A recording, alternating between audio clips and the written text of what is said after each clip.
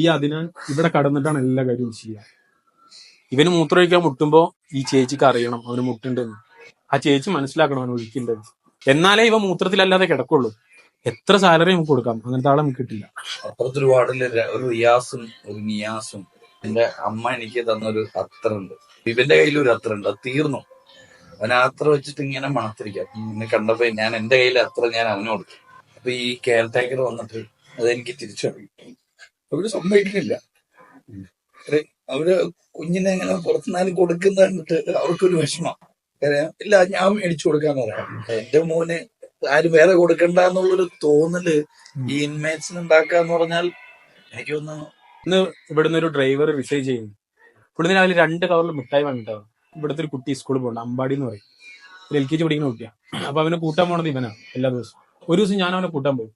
ഞാൻ അവനെ സ്കൂട്ടറിൽ വെച്ചിട്ട് അങ്ങനെ വരുമ്പോൾ അവന്റെ കൂടെ പഠിക്കുന്ന എല്ലാ കുട്ടികളും സ്കൂളിന്റെ സൈഡിലെ കടകളിൽ നിന്ന് മിഠായിയൊക്കെ വാങ്ങി കഴിച്ച് അങ്ങനെയാണ് നടക്കുന്നത്.